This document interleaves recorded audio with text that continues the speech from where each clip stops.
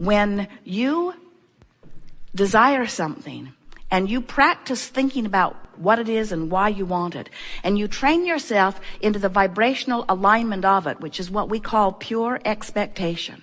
When you are in a place of expecting that which you have asked for, when that expectation is pure, the universe must deliver it to you. We want to remind you that there is a stage of life. We've been saying to you, step 1, step 2, step 3. Step 1 is contrast causes you to ask, and you all know that so well.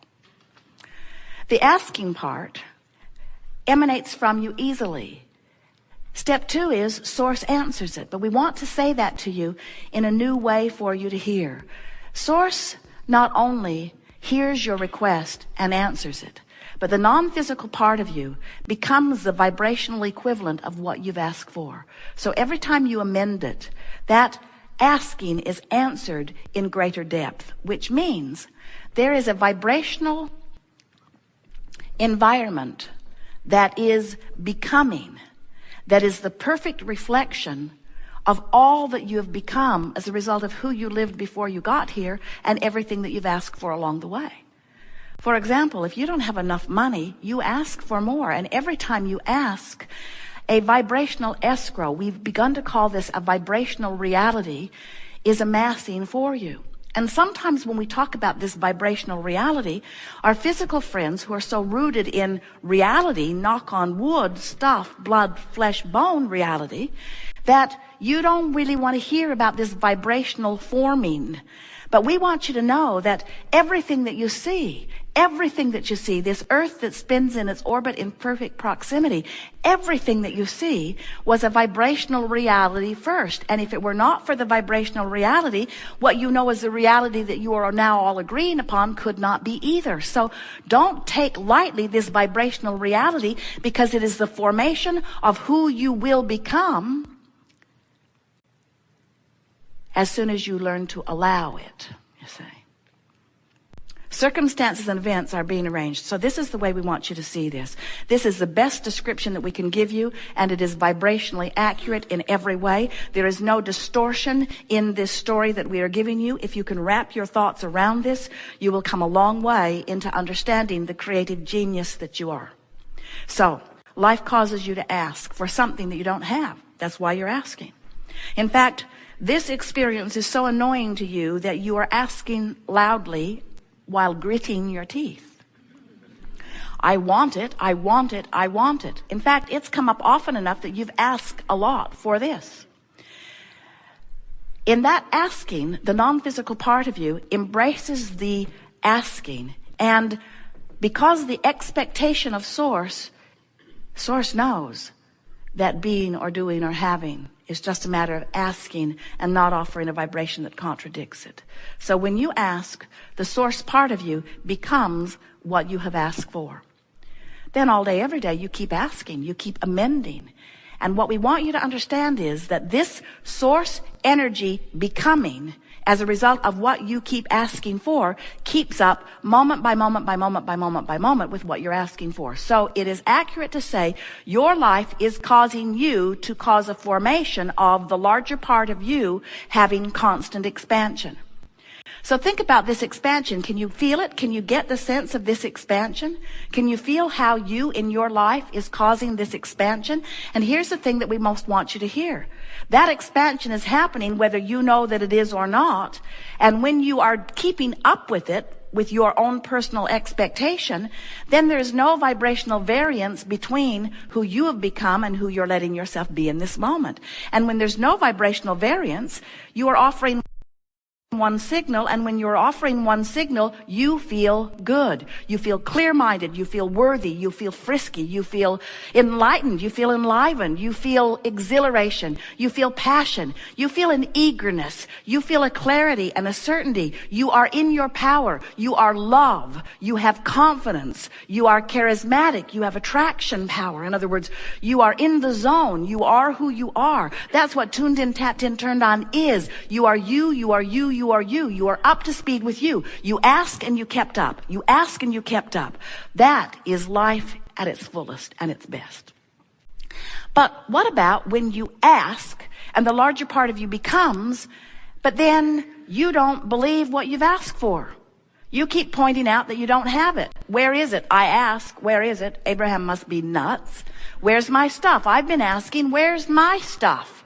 Where's my stuff? I've been asking if I am so worthy, if I am such an extension of source energy, where's my stuff? And here's what we want you to understand. It is amassing vibrationally, and it is as real as anything that you know is reality. And these are the words that we want you to always remember if you are inclined to follow this train of thought. Everything that is vibrationally compatible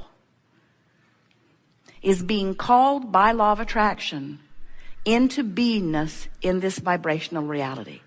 So the circumstances and events, the funding, everything necessary for the culmination of what you're asking for is already amassing. It's already amassing. Everything that is compatible. Everything that is cooperative. And by cooperative we mean vibrationally compatible. So now you want to ask yourself, where am I? Am I vibrationally compatible? Do I believe it or doubt it? If I believe it, I'm vibrationally compatible, which means I've been sucked into that vortex and I'm in there where everything that's being amassed is. So I'm having experiences. I'm hooking up. I'm having rendezvous. Ideas are coming to me. Good things are unfolding. I'm in the flow. People who are watching me are saying, what's going on with you? It seems like you hardly even get it out of your mouth and someone puts it in your hand. You're like a creational genius. You seem to get everything you want. It's not fair. You get everything you want and I don't get anything that I want. And you say, I got in the vortex. I got in the vortex. Well, how'd you get in? I want in. I'm not in there. I don't get anything I want. How'd you get in the vortex? Where's the door? How'd you get in? How'd you get in? What vortex? What's a vortex? And how'd you get in? And how come everything works for you and it doesn't work for me? And you say, I trained myself into the vortex. How did you train yourself into the vortex? Well, first of all, I imagined what it would feel like to be in there. I imagined what it would feel like to be the receiver of the things that I want. And I imagined it so often, it was hard for me to imagine otherwise. I trained myself vibrationally into the expectation or the belief of what I wanted. And when I became a cooperative vibrational component, then I, along with everything necessary to give me everything that I want, ended up in the vortex, and now life is easy for me. I just say, oh, wouldn't that be nice? And someone gives it to me. I say, oh, I really appreciate that, and it happens again. I hang out in my vortex because good things happen in there. So the art of allowing really is about awareness of this vibrational reality, vibrational acuity about where I am vibrationally. In other words, this inside that vortex, it feels like love and certainty and stability, and outside of it, it feels like fear and doubt, and inside of it feels like powerful, and outside of it feels like powerless, and inside of it, it feels like love, and outside of it, it feels like hate. And of course, we're being extreme in our description because you can be lurking on the border of the vortex in an attitude of hope and occasionally get swept in and something good will happen. But if you are not at least hanging out about the things that matter to you in the vicinity of hope, then you're one of those out there probably screaming to the skies, where's my stuff? Noting the injustice of those who are living what looks like a beneficial life in comparison with those who look like they are not. And then the stories you write from outside the vortex. The number of books you have written from out there. It is just amazing as you describe the screwiest of explanations of why things aren't going better for you. You were born in the wrong kingdom. The king who had the power cursed you. Your mother didn't treat you right. You must have been bad in a past life. The stories go on, but without exception, you innately know something is wrong when I don't feel good. because the broader part of you knows that you are supposed to feel good, that you are love. So when you find someone who disobeys you or disappoints you or deliberately defies you or just is so disconnected that they just seem to take delight in making your life worse. When you find someone like that and you give your attention to them in a way that brings you outside the vortex, we can see how in time you would lose your sense of power, because it feels like if they'd stop doing that, you'd stop having that response. So then as people, you get pretty good at attempting the impossible. You try to control the conditions so that you can feel better.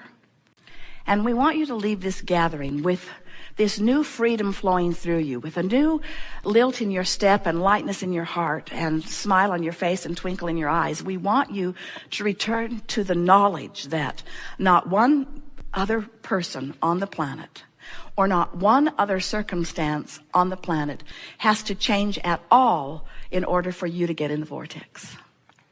And when you get that your singular job now, you see, life has inspired you to put things in that vortex. You have put enough there to keep you busy for 20 or 30 lifetimes. You don't need to keep seeking out more contrast in order to expand. You've expanded way beyond anything you planned for this one lifetime. We're not kidding you. You have done your step one. You will probably continue to do step one, but you have done step one. Step two has been done too. The amassing, the assimilating, the bringing together, the culminating, the lining up of circumstances and events. It's done too. It's done, it's done, it's done, it's done, it's done, it's done, it's done, it's done, it's done. If you would let 100% of your attention and emphasis be, for the rest of the days of your life, be, get in the vortex, get in the vortex, get in the vortex. In other words, nothing matters other than the way I feel. And the way I feel is dependent upon the thoughts I think. And I can think my way into closer and closer proximity of the vortex. If I'm doubtful, I can be wishful, and wishful is better than doubtful. If I'm wishful, I can be hopeful, and hopeful is better than wishful. If I'm knowing or believing, that's better than hoping. In other words, you can train yourself bit by bit into the vortex, into the vortex, into the vortex. You have to do the work to bring yourself into the releasing of resistance and into the raising of allowance. In other words, nothing is more important than that you feel.